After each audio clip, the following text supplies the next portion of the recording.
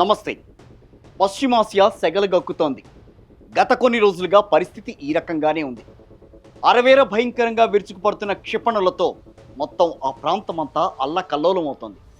Israel, America, ఇరాన్పై యుద్ధం ప్రకటించిన నాటి నుంచి ఇప్పటి వరకు క్షిపణుల వర్షం కురుస్తోందనే చెప్పుకోవాలి. అలా పరస్పరం చేసుకుంటున్న భీకర దాడులతో ఇటు ప్రపంచం మొత్తం వణికిపోతోంది. అయితే ఇది ఇక్కడితో ఆగుతుందా, లేక మరిన్ని దేశాలు యుద్ధ రంగంలోకి దిగి మూడో ప్రపంచ యుద్ధానికి తెరలేపుతారా? ప్రపంచం వినాశనం వైపు అడుగులు వేస్తోందా? దీనిపైనే మన ఇవాల్టి స్టోరీలో చూద్దాం. ఇరాన్ వర్సెస్ ఇజ్రాయిల్, ఇది అనుకున్న ప్రపంచ యుద్ధం. ప్రపంచం వినాశనం వైపు అడుగులు వేస్తోందా అంటే ఎక్స్పర్ట్స్ అవుననే అంటున్నారు. గమనించాల్సిన అంశం, ప్రపంచం ఇప్పుడు ఒక అగ్నిపర్వతం మీద కూర్చునుందని వారు విశ్లేషిస్తున్నారు. ఇది కొంతవరకు నిజంగానే మనం భావించాల్సిన పరిస్థితి ఉంది.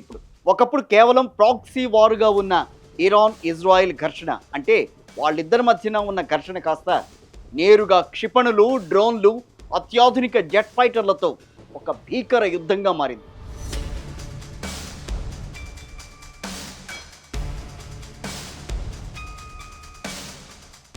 మాటల యుద్ధం కాస్త ఇప్పుడు ఈ రకమైన పరిణామాలకు దారితీస్తోంది. తాజాగా యుద్ధం మరింత భయంకరంగా మారుతున్న సంకేతాలు అయితే కనిపిస్తున్నాయి. ఒకే రోజు అమెరికాకు చెందిన 2 యుద్ధ విమానాలను కూల్చేసింది ఇరాన్. అంతేకాదు, మరో 2 హెలికాప్టర్లపై కూడా దాడి జరిగింది.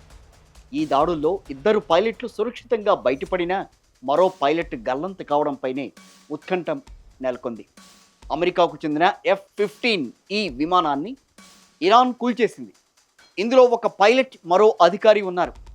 ఈ ఇద్దరిలో ఒకరిని రక్షించిన అమెరికా మరొకరు గల్లంతైనట్టుగా ప్రకటించి ఆయన కోసం గాలింపు చేపట్టింది. అంతేకాదు, హార్ముజ్ సమీపంలో A-10 వార్టర్ ఫైటర్ జెట్ను ఇరాన్ ఒక్కసారిగా కూల్చేసింది.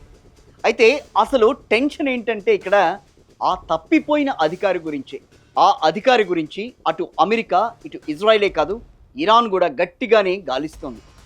అమెరికా అధికారి గురించి ఎవరైనా ఇన్ఫర్మేషన్ ఇస్తే వారికి ఒక మంచి బహుమతి ఇస్తామని కూడా ఇరాన్ ప్రకటించింది. ఇరానే కాదు, ఇటు పక్కన ఇజ్రాయిల్, అటు అమెరికా కూడా ప్రకటించుకున్నాయి. ఒకవేళ అమెరికాకు కాకుండా ఆ అధికారి గనక ఇరాన్కు దొరికితే యుద్ధం నెక్స్ట్ లెవెల్కి వెళ్ళినా కూడా ఆశ్చర్యపోవాల్సిన అవసరం లేదని అంటున్నారు విశ్లేషకులు. తమ సోల్జర్ను కాపాడుకునేందుకు అమెరికా ఎంతకైనా తెగిస్తుంది. గతంలో సంఘటనలు దానికి ప్రత్యక్ష ఉదాహరణ.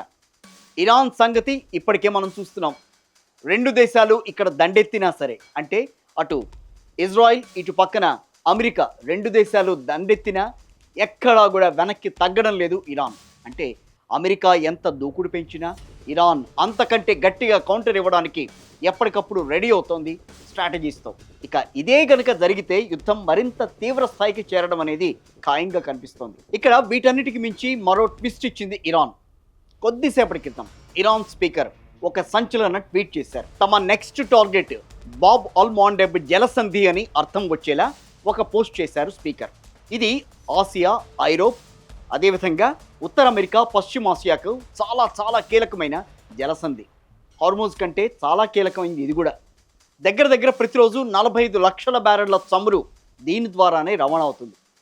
ఇప్పటికై హార్మోజ్ను మూసేసిన ఇరాన్ దీన్ని కూడా క్లోజ్ చేస్తే చాలా దేశాల్లో పరిస్థితులు అల్లకల్లోలంగా మారుతాయి. అమెరికా కూడా దీనివల్ల భారీ నష్టం వస్తుంది. కాబట్టి ఇతర దేశాలతో కలిపి ఇరాన్పై విరుచుకుపడడం గ్యారంటీగా కనిపిస్తోంది. ఇది కాకుండా మూడో ప్రపంచ యుద్ధం జరగడానికి ఎలాంటి అవకాశాలు ఉన్నాయి అనేది ఒక్కసారి మనం పరిశీలిద్దాం. కొంతమంది నిపుణుల అభిప్రాయం ప్రకారం 3 అంశాలు ప్రపంచ యుద్ధానికి దారితీయవచ్చు.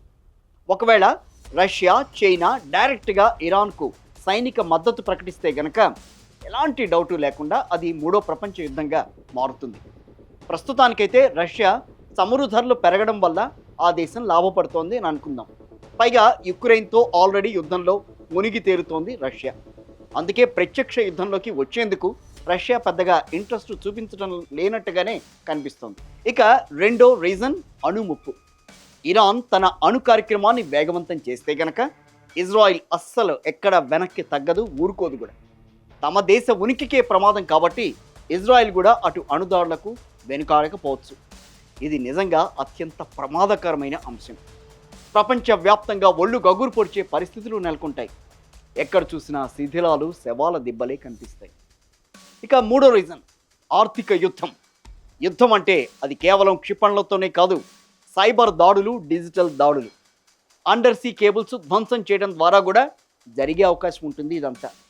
ఇదే గనక జరిగితే ప్రపంచ ఆర్థిక వ్యవస్థ ఒక్కసారిగా కుప్పకూలిపోయే ప్రమాదం ఉంది. తద్వారా చాలా దేశాలు యుద్ధ రంగంలోకి అడుగు పెట్టాల్సిన దుస్థితి నెలకొంటుంది. ప్రస్తుతానికి అగ్రరాజ్యాలు సంయమనం పాటిస్తున్నాయి అని అనుకుందాం. పరిస్థితులు చేయి దాటిపోతే మూడో ప్రపంచ యుద్ధం కేవలం ఊహ మాత్రమే కాదు, చేదు నిజం కూడా కావచ్చు. అయితే ఆయా దేశాలు దీన్ని అంత దూరం తీసుకురాకుండా శాంతి చర్చల ద్వారా పరిష్కారం కనుక్కుంటుందని ఆశిద్దాం. ఇది వాటి మన స్పెషల్ స్టోరీ.